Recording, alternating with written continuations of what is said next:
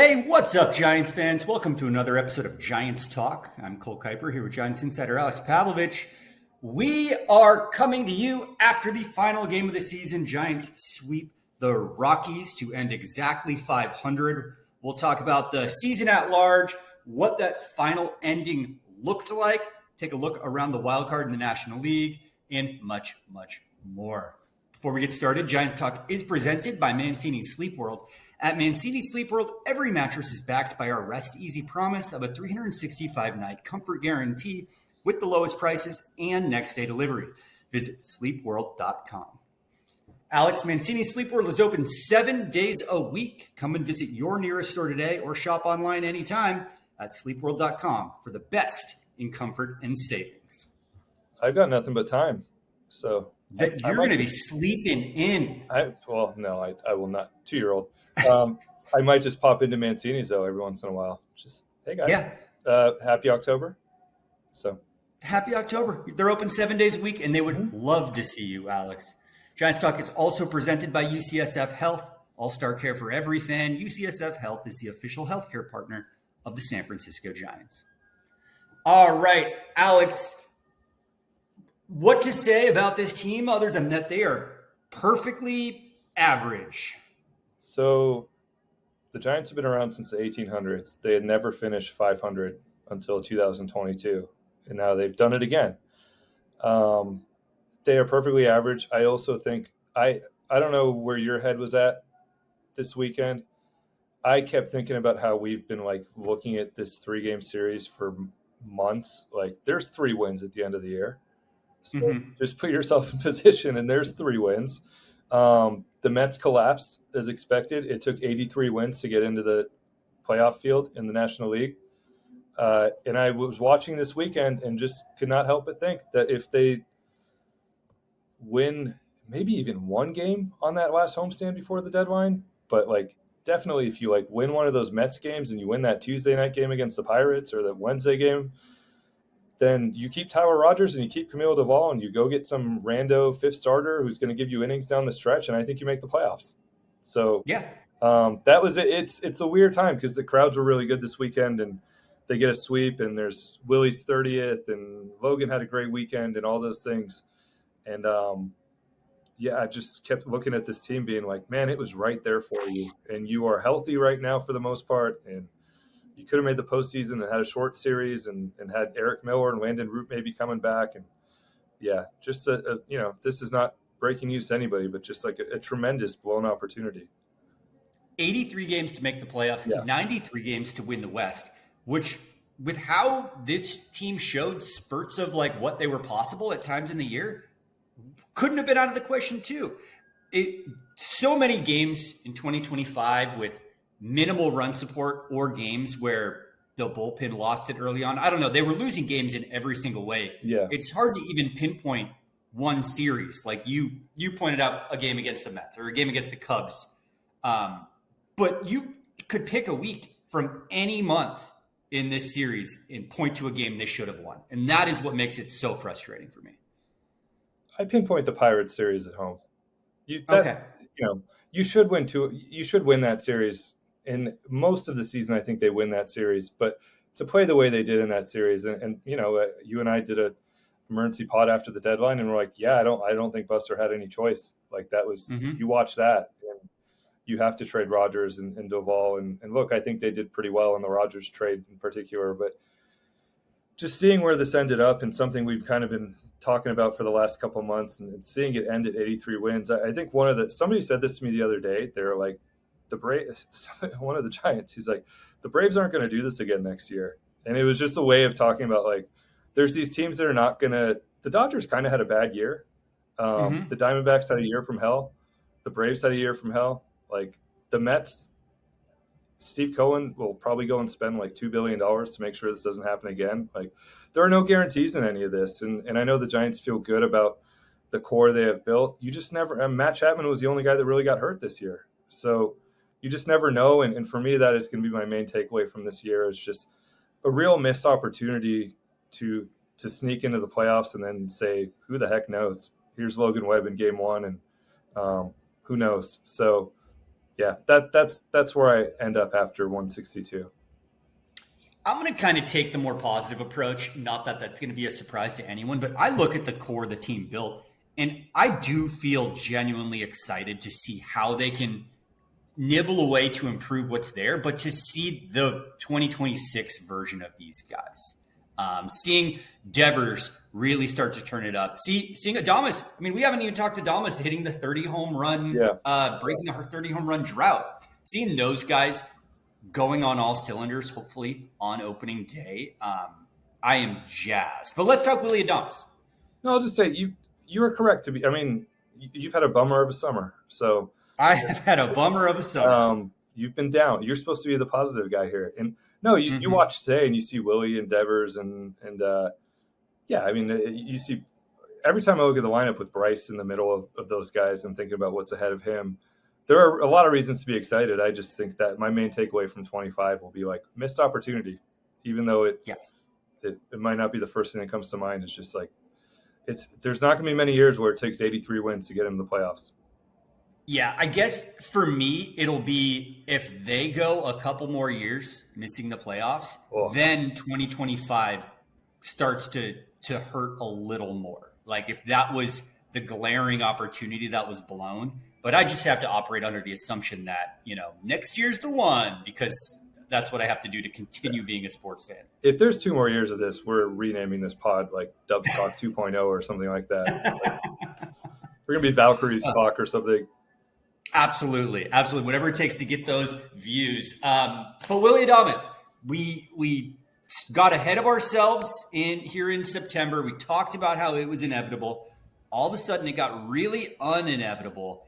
And he got one in on Friday to reach 29. And then just to get it done with on the first pitch of the game on Sunday, don't even make us worry about it. I mean, he was swinging out of his shoes the whole series. He was. That one didn't have a chance. Yeah, wins the Willie Mack Award as well. I think ends up being a pretty solid season for him. He was swinging out of his shoes. It was about 15 minutes before first pitch. They announced they had moved him up to the leadoff spot. First time for him since 2018.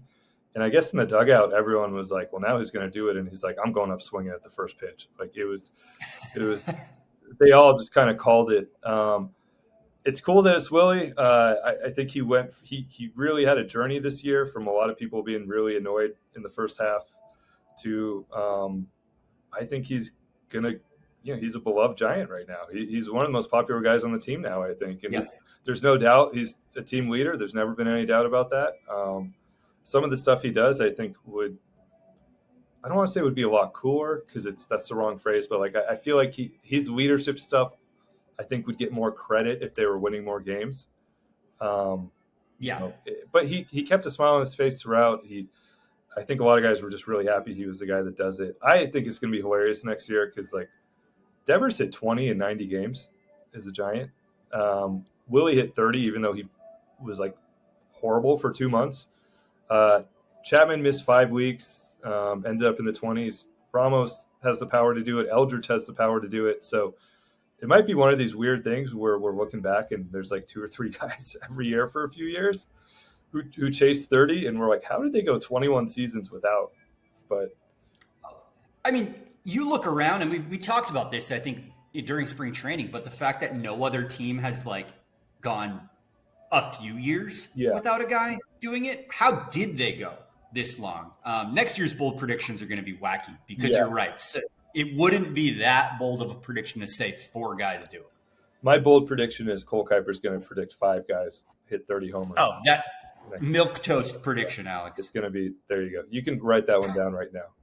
Yeah, pencil it in. And don't forget, Adames had the home opener heroic. So he kind of bookended this season at home for the team. Truly has become the face of the organization. Willie Mack Award winner. It is fantastic. He earned that contract in one swing today. I don't know if the analytics department would agree. But yeah, no, he ends up being he came a long way from what the conversations about. And look, his defense the last couple of weeks has been outstanding. Like this homestand, he was incredible at short. And the metrics on him in April, like I may have said this on the pod. I for sure felt this. Like I didn't know if he could play shortstop next year. So watching some of April, he was outstanding down the stretch defensively. So he is, to go back to your thing about optimism, like with the full year under his belt, with that weirdness of the first half where I think he felt a lot of pressure, with that gone, I'm curious to see with the full healthy season next year, still in his prime, what Willie can accomplish. Because we've seen like the highs for him are really special. Yeah. Yeah. Also want to give our flowers at the end of the season to Logan Webb. I guess saying Willie Adames is the face of the team isn't completely fair when we have NorCal native Logan Webb leading the pitching rotation and leading the major leagues in innings pitched and leading the National League in strikeouts. Pretty cool that Logan decided he wanted to strike out more guys and then led the National League in strikeouts. So just did it. Yeah. I mean, for me, I'm curious. I don't have a Cy Young vote this year. I'm curious. Paul Skeens is going to win, but curious to see if Logan's second or third or fourth, where he ends up on all of this. I haven't taken a deep dive into it, but I mean, leading the league in innings, 3.22 ERA, I think, was up over 5 WAR, leads the league in strikeouts. It's like 4th in ground ball rate. Like he very well could finish second again. So yeah, a really good season. And I know that I think I talked about that last podcast. I think this meant a lot to him to finish it out this way. And he's stacking some cool things now. I mean, has led the National League in innings 3 times, the majors twice, now a strikeout leader. So he's stacking a pretty nice career building here. He really has. You know what? That's a perfect segue. If we're going to talk really nice Giants career, we said goodbye to Wilmer Flores during the game on Sunday. Great crowd reaction as Wilmer got pulled early. What is Wilmer's like career going to be remembered like as a Giant? Because Giants have had so many of these players who were, I don't know, just impossible to picture anywhere else. They've already had well-established careers before they made their way to the orange and black. Yeah. And Wilmer might be one of the only ones, maybe other than Hunter Pence, who that kind of flipped. And now it's hard to imagine him anywhere else but the Giants. Yeah, I have some friends who are Mets fans. I mean, they still adore the guy. So he has these 2 fan bases that I think really fell for him. Little sidebar here, all-time negative response to this morning's lineup. If you want to have some fun, go and check the replies to my tweet. Just a bunch of people who seem to have no concept that he's probably not going to play the whole game. And Bob wants to give him a little send-off here. Give the veteran the start. He can tip the cap. Come on. I was like, I want to just yell at everybody. Just be like, he's not going to play the whole game. He's going to get one at bat. Just relax. Yes. Everyone relax. But Wilmer, I will remember Wilmer for just he's really high up on the list of guys I've covered who, if you tell me there's a runner on second base in the 9th inning, like I want him up there. So, or even if you tell me you're down by a run and need a homer, or if you tell me it's a walk-off situation, I go back to like the Mason Miller plate appearance earlier this year. Like he just he drove in like 313 runs or something in 6 years as a Giant, even though it seemed like he never came into a season with a full-time job. Every spring we were like, where are you going to play? He got tired of those questions. Beloved in the clubhouse, just a really clutch player, and had a good career here. I hope this isn't it for him. It's getting a little chilly out there for guys in their mid-30s who are especially like DH types. It's hard in the off seasons. I mean, we saw Brandon Belt just, even with what he did, one year it was just like, okay, that's it. So it's getting hard for those guys, and I think that's been a fear for Wilmer. And it won't be here, but I hope somebody has a bench spot for him and like a guaranteed job next spring, because he's like the ultimate professional. We know the Mets are going to have an opening back up. I think Pete Alonso elected free agency. We're not doing Pete. I guess we're not doing Pete podcast this time around. Oh yeah, could you imagine if they just pulled the rug out from everyone and added another first baseman DH? Don't think we are. Yeah, maybe I don't know. We'll see what happens with Pete. Maybe there's a spot for Wilmer there. Honestly, maybe some of these teams. Wilmer's a tremendous clubhouse guy. I mean, I don't. This isn't just you've heard it from Melvin and other people, but just talking to his teammates and people in there, I mean, there's just so much respect for him. And when I said this the other day about like Bochy and Kapler, and everybody would have done the same thing, letting him hit late in the game. Like Gabe, who is the complete opposite of Bob Melvin, felt the exact same way that Bob Melvin feels about Wilmer Flores. Like both those guys just love the guy. So I hope there's a potential playoff team out there that has a spot for him. That leader, first base, some DH, a guy you want at the plate in the 8th inning. The way his clutch gene is built, like he is perfect for a team that just needs that off the bat in the playoffs, needs a guy to be a hero. Yeah. He's your hero. Yeah. So we'll see. We will see. Yeah.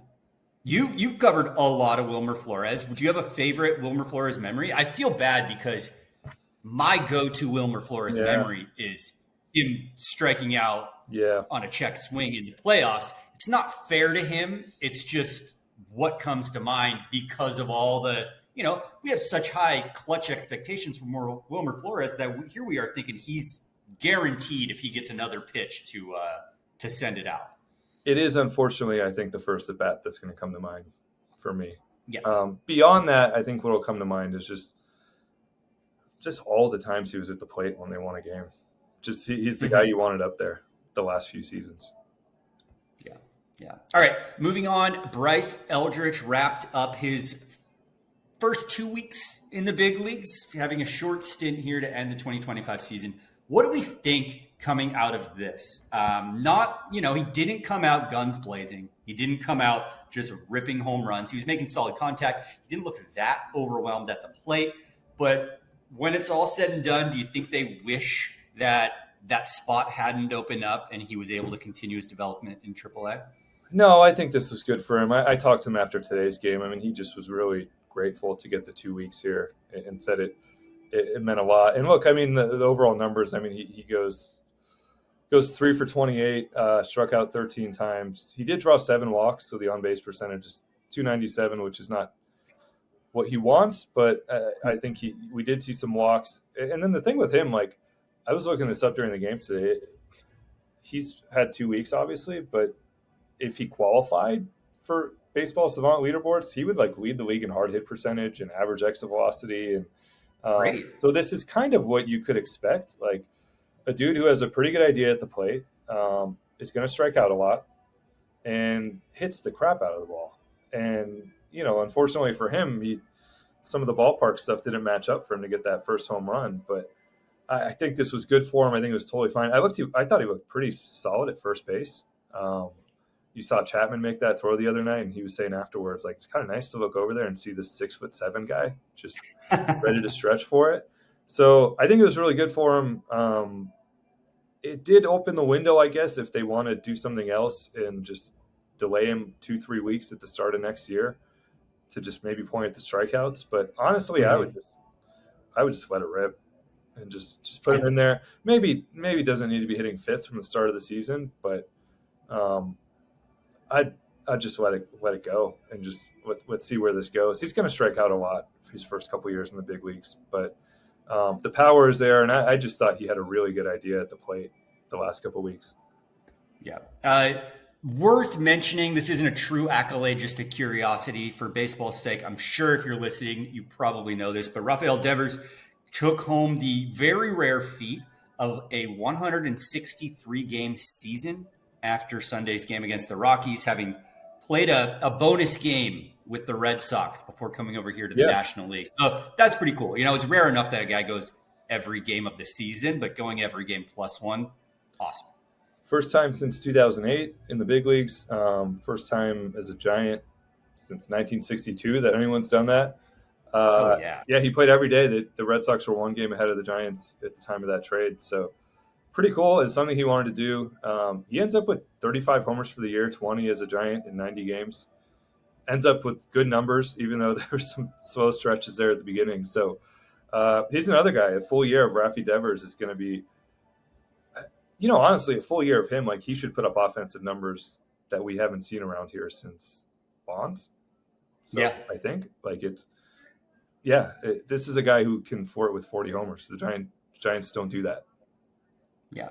And if we're thinking next year, what could be happening on offense, what could be happening with Eldridge.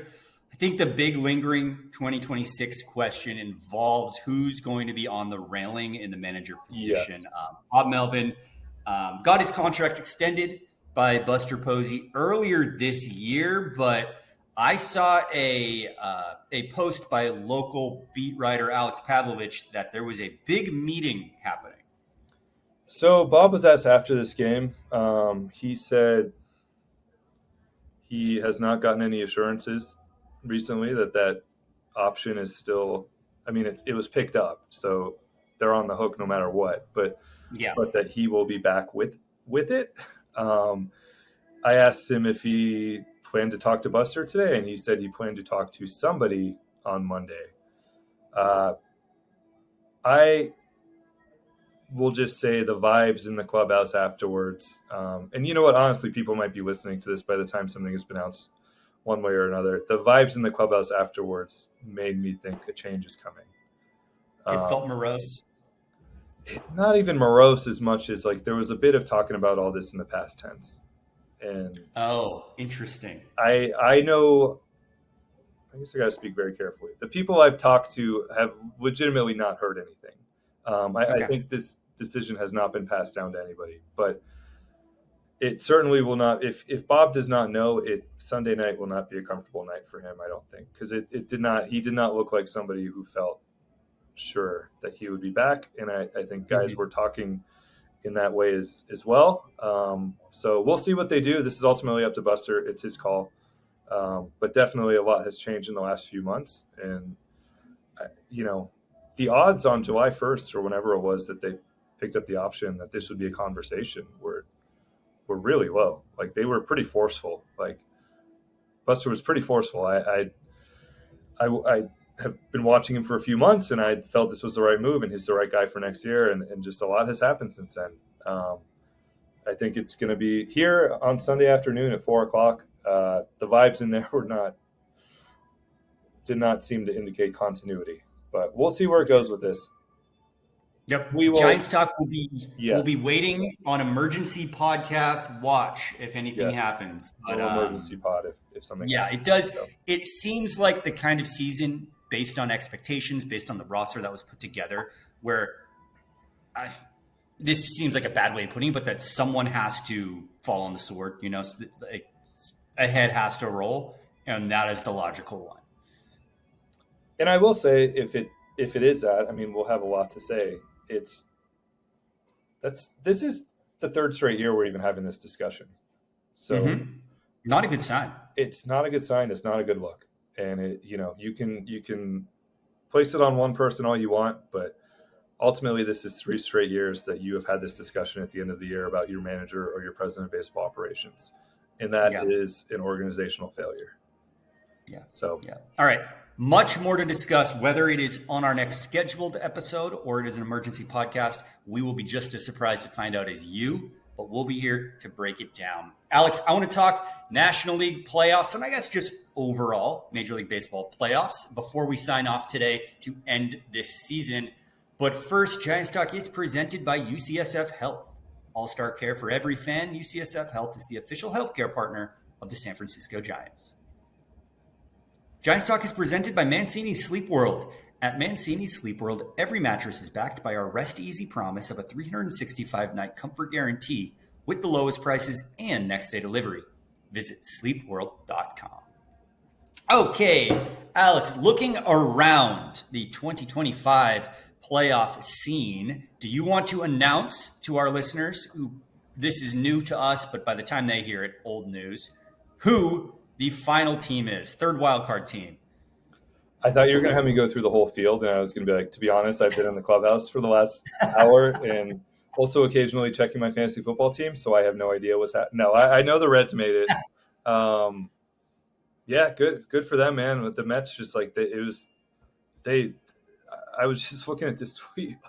It was a historic collapse from the Mets. They had the best record in the major leagues on June 13th and went 38-55 the rest of the way. So They were basically begging somebody for the last 2 months to come and take that spot. The Cincinnati Reds did it. ended up tied with the Mets and had that tiebreaker. So Giants had the tiebreaker over the Reds. I don't know where they ended up with that. I think at some point that's true. Did. When we talked about it, they did. We stopped tracking. But three-way tie, I think the Reds had, anyways.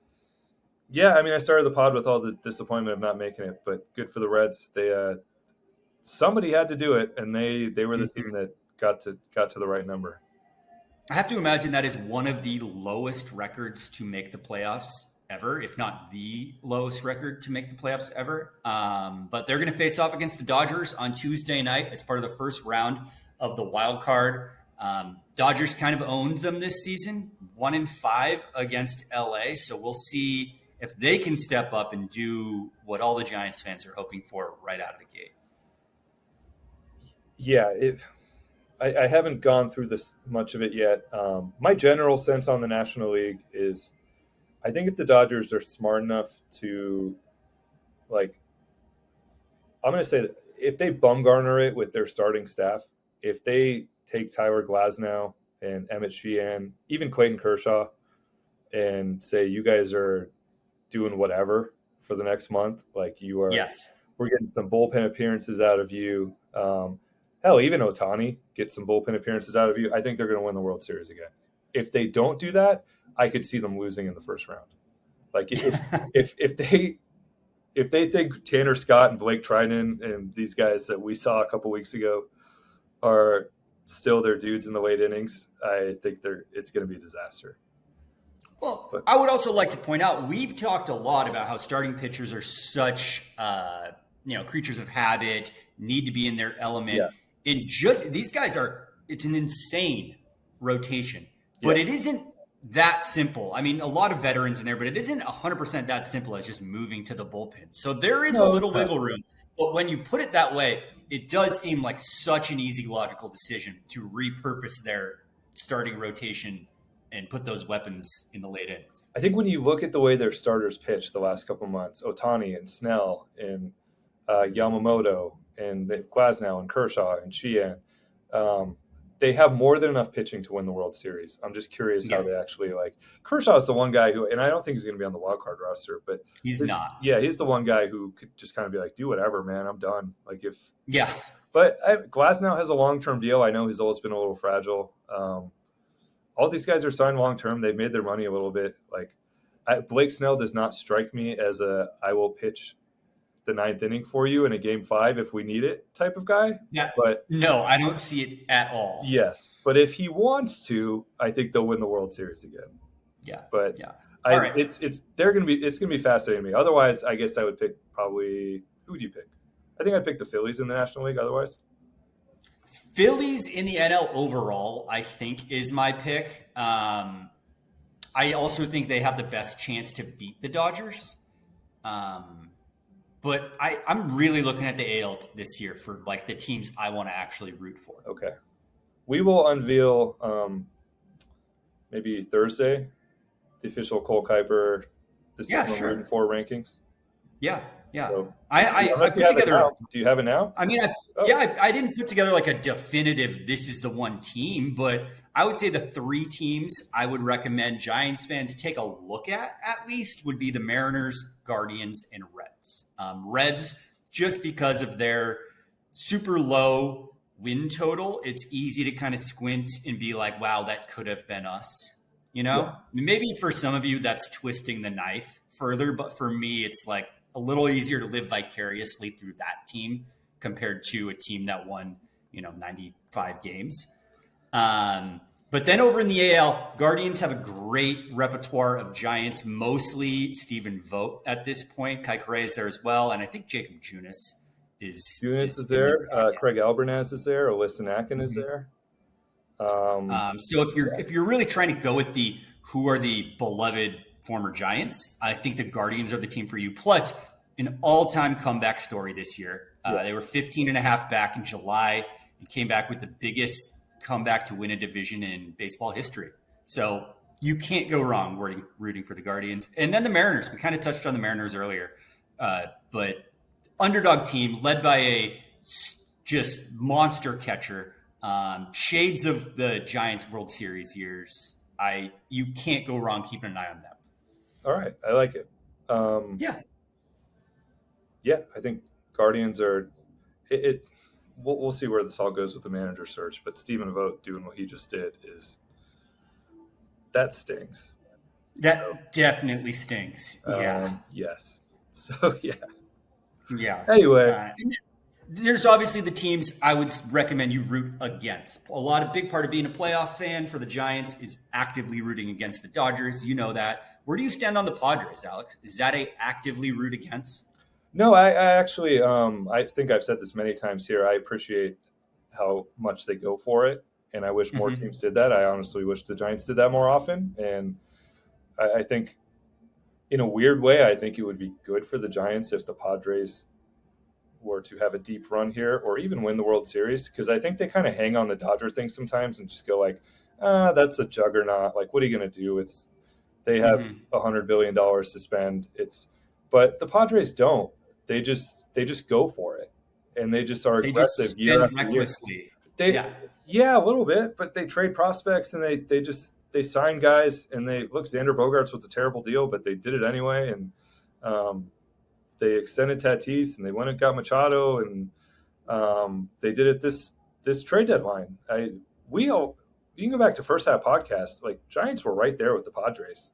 Like, oh yes, the whole first half, and they went in the tank, and the Padres, there were some questions about them going into the deadline, and they just went, screw it, we're going to go get Mason Miller, and go get a couple other guys, go get Laureano, and go get what's the name, O'Hearn, and I love that approach, and I think it would be a good lesson to not just the Giants, but some other executives around the league. And I think Buster's aggressive, and I think Buster will be aggressive, but I don't think the Giants have been aggressive enough the last 5 years, and with the exception of like Chris Bryant and Devers, obviously. But I think there were a lot of years where they just kind of hung out, and it'd be a good lesson. Like, hey, you can go for it. So, otherwise, if the Padres continue to not do much, the big example of you can go for it becomes the Mets. Yeah. And they're not encouraging other teams to go for it. Yeah. I think it's good to have and frankly, I think it's, probably just a little extra fire for the Giants if it's a second team in your division that wins a World Series or gets to a World Series that you're chasing. They were well behind those teams this year in terms of when they played them head to head. And they have the talent, and they need to be aggressive this offseason. And this is maybe overthinking it, but like if there's a Padres World Series run in there, and the Dodgers are probably going to be the NL West favorites again next year, like that's a little message there of like, hey, you need to do a lot this offseason. So that would be they might not be on your list, but they might not be on your list. Go ahead. They might not be on your list, but for me, the Padres are definitely a root against at all costs. Okay. I think the Dodgers-Padres, just boxing the Giants out of the rivalry has gone too far already, and that would just take it to the next echelon where we are no longer considered official NorCal, SoCal rivals. No, I totally get that. Sometimes I think you almost need to like be embarrassed to make real changes. And this is 4 straight seasons right around at 500. And I know they care, and I know Buster cares, but maybe to open up some pocketbooks a little bit wider, maybe it would be helpful if there was guess another team in the division just won. So, well, just to round out my teams I'm rooting against, Yankees. I know Camilo Doval's there. I just grew up in the era where you cannot ever root for the Yankees going forward. And then the Red Sox, Kyle Harrison, he kind of turned it on there at end. We'll pick some time in a different podcast to discuss Kyle Harrison on the Red Sox, what he's doing with his pitch repertoire, all that. We've certainly gotten the questions in our inboxes about it. But I'm on the record because of the Mookie Betts thing that I will hate the Red Sox until I die. Fair. You got to be on the Blue Jays bandwagon, right? Gausman? Yeah, that's true. I didn't put them on my list, but Kevin Gausman winning a ring, there's always just a weird, being the one Canadian team. They're not at the top of my who I'm going to go for list. This is a whole different podcast. I'm not that patriotic, but I'm that patriotic. Whole different podcast. All right. Yeah. We'll check back in. We'll be podcasting regularly in the off season, and we'll check in on the postseason. So we absolutely will. Alex and I'll be watching. We hope you will be watching. There will be a lot to discuss, and there'll be a lot more kind of breaking down what happened this year and what it means for the future. We have to revisit our bold predictions. We've got to look at free agents. We've got to look at where the Giants can improve. And Giants Talk will be covering all of that. Until then, don't forget to subscribe wherever you listen to your podcast. Go ahead, give us a 5-star rating. The Giants might not have had a 5-star season, but we've had a lot of fun. And then go buy Alex's book in paperback. All right. Yeah. We did it, Alex. We're here. What a season. Yeah, just, thank you to everybody who listened all year. I've met so many. I met like 10 Giants Talk listeners today. So we're not going anywhere. We will be emergency potting. We'll do 2 for the foreseeable future and then see where the off season heads and what this month looks like. But yeah, it's been fun, and we'll be back on either Thursday or before.